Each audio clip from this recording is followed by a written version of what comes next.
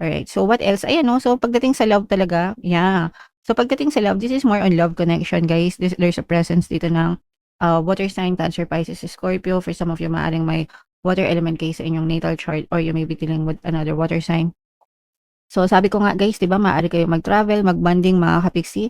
And dito guys, mararamdaman mo na magkakaroon talaga kayo ng reconnection, ng person mo, mga kapiksi, and malalaman mo kung gaano kanya kamahal, kung gaano siya kaimportante sa inyo. For some of you, this is also reconciliation. Pag sina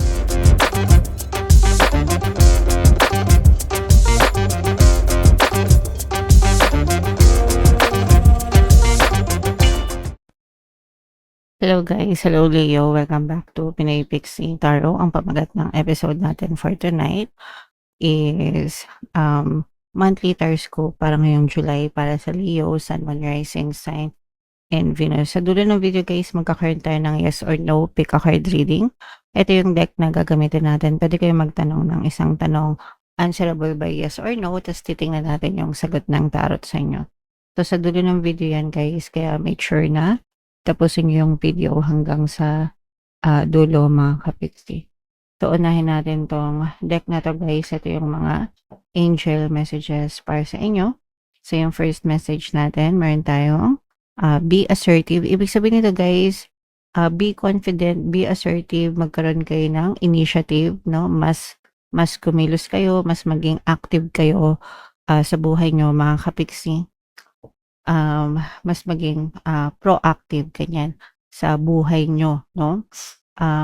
Go out of your comfort zone, wag kayong kumbaga do things na hindi ordinary na maaari magdala ng pag-unlad, pag-asenso sa buhay nyo. Kasi minsan or most of the time, komportable na tayo sa buhay natin na hindi na tayo masyadong nag-e-exert ng effort, ganyan, o kaya naman very minimal effort na lang yung ginagawa natin. Kaya yung resulta, minimal lang din mga kapiksi.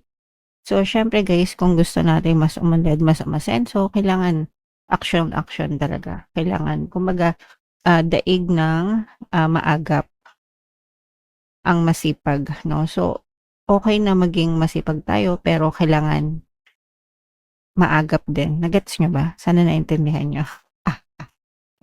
Anyway, yeah. And another message, ayan no, mga opportunities, mga kapiksi, no? So, i-mind-mind nyo na itong mga opportunities na to. Guys, ibig sabihin, saluhin, no? Saluhin.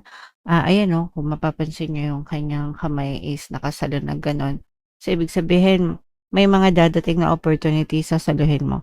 And pag may dumadating na opportunities, guys, no, ibig sabihin, sinasagot ni universe yung mga dasal nyo, no? Kasi yan yung paraan ni universe para sagutin yung mga dasal nyo. So, kailangan ready kayo dyan sa mga opportunities na yan. Kailangan ready kayong kumilos, guys. Okay?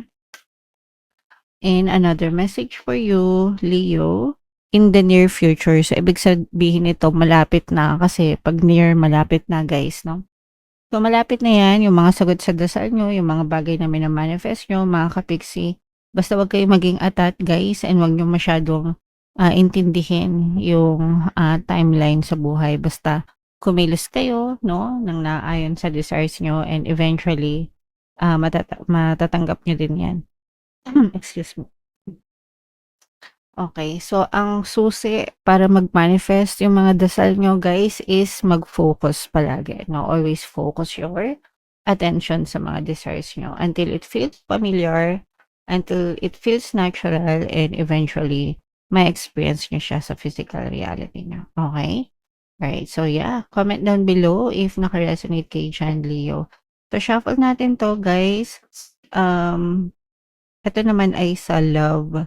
Tingnan naman natin yung mga mensahe sa inyo na person nyo mga kapiksi. So yung first message niya, gusto kong sabihin sa iyo ang totoo. So kung ano man yung totoo na yun guys, maganda man yung totoo na yun, o hindi man maganda yung totoo na yun, sila lang nakakaalam mga kapiksi. Pero parang meron siyang tinatago sa iyo guys. And right now, parang gusto niya nang sabihin sa iyo, ipagtapat sa iyo kung ano man yung totoo na yun, Leo. Alright? And another message, Leo. Kailangan ko munang lumayo. Ayan. So, ayan na. Nagkakaroon na siya ng distance. Mga kapiksi, meron siyang tinatago sa'yo, kailangan niyang lumayo. So, meron siyang nag-iisip-isip na yan, guys.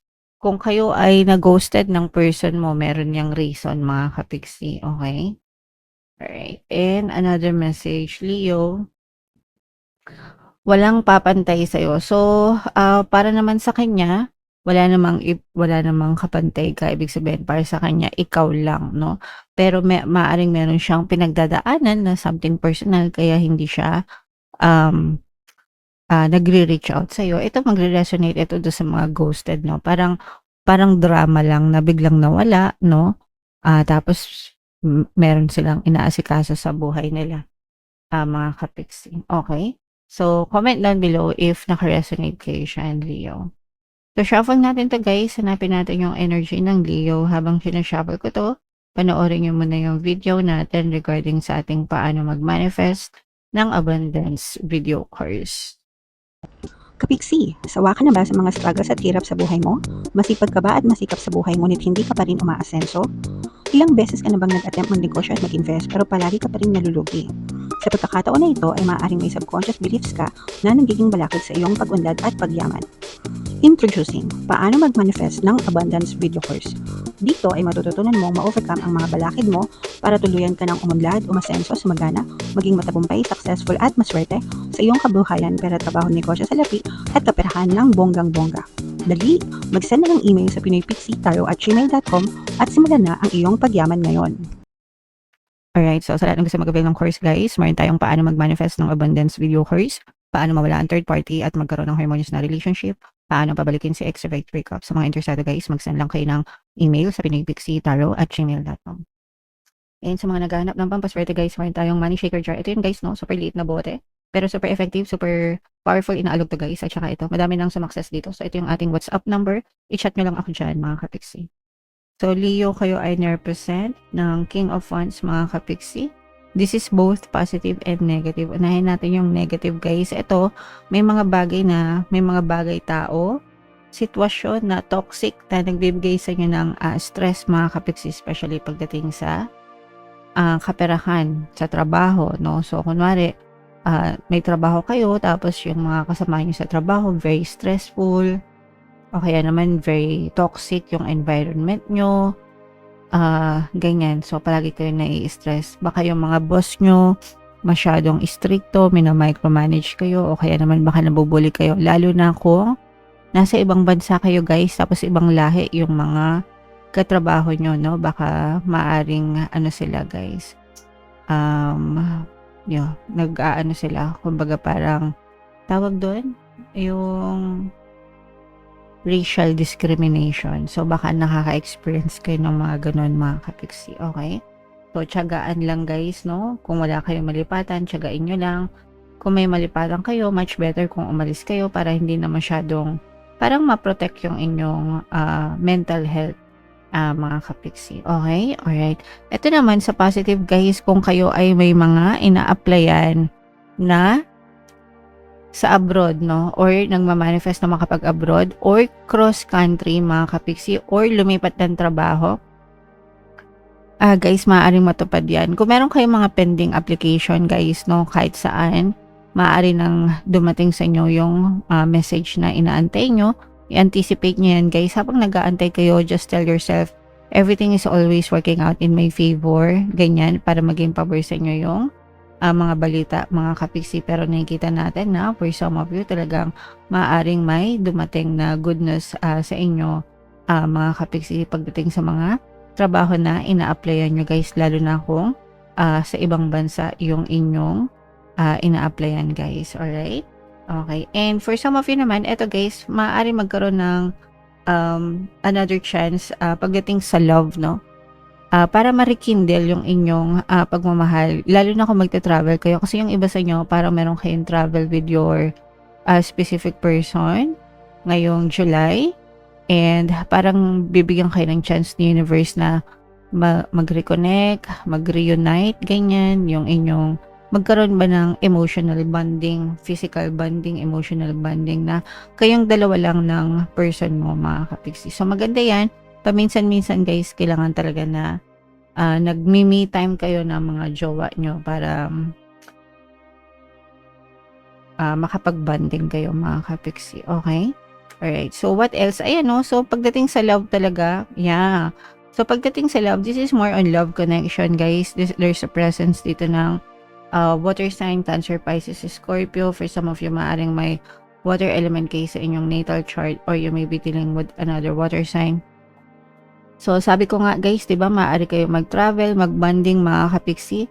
And dito, guys, mararamdaman mo na magkakaroon talaga kayo ng reconnection ng person mo, mga kapiksi, and malalaman mo kung gaano kanya kamahal, kung gaano siya ka-importante sa inyo. For some of you, this is also reconciliation. Pag sinabing reconciliation, pagbabate, so kung nag-aaway kayo ng person mo, syempre hindi naman maiwasan na nag-aaway pagdating sa love, guys.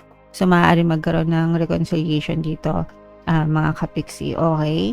Kung kayo naman ay naghiwalay, guys, no? Let's say, naghiwalay na kayo ng person mo, magre-reach out ulit itong person mo sa'yo, mga kapiksi, and ang intention niya is makipagbalikan, hindi lang mag-sorry, pero meron siyang intention na makipagbalikan sa'yo, ligawan ka ulit, suyuin ka ulit, mga kapiksi, para madugtungan pa yung inyong nakaraan. Okay? Yun ay kung papayag ka, syempre.